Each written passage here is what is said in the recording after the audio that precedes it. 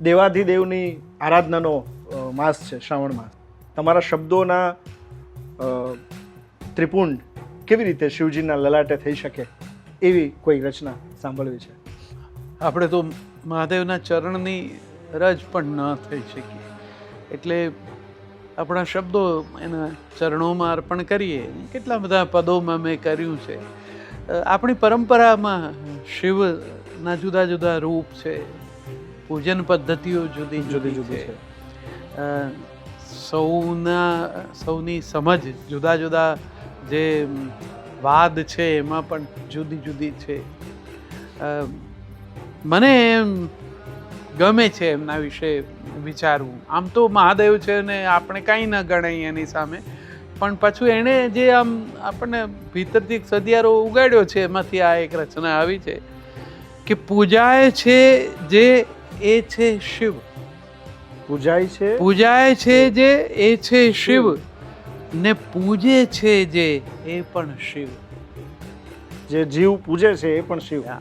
પૂજાય છે જે એ છે શિવ, ને પૂજે છે જે એ પણ શિવ.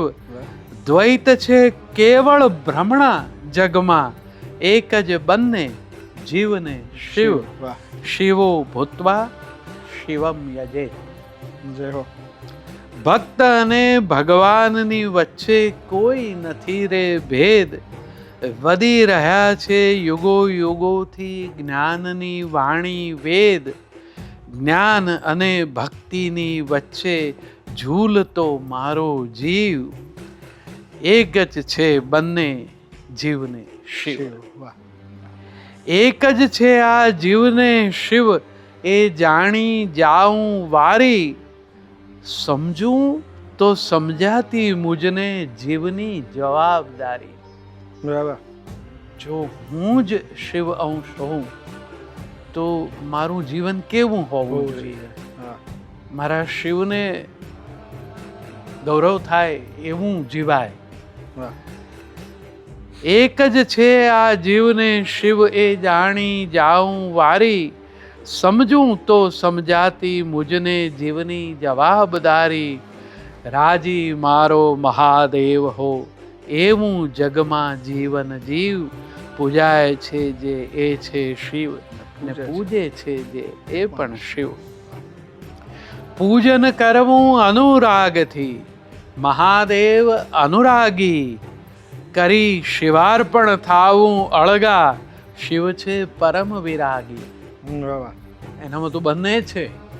એટલે જ્યારે પૂછતા હોઈએ ત્યારે મારો પ્રેમ છલકતો હોય, પણ પછી એનાથી અલગ ખસી જવાની પણ સૂચના એણે આપી છે. શિવાર્પણ થાવું, પરોવાઈને સોંસરું જાવું, એવું જગમાં જીવન જીવ. પૂજાય છે જે એ છે શિવ, ને પૂજે છે જે એ પણ શિવ. દ્વૈત છે કેવળ ભ્રમણા જગમાં, એક જ બંને જીવને શિવ. શિવો ભૂત્વા શિવમ યજે. જો આપ આ રીલ હજી સુધી જોઈ રહ્યા હોય, સાંભળી રહ્યા હોય, તો કોમેન્ટમાં ઓમ નમઃ શિવાય ચોક્કસ લખજો.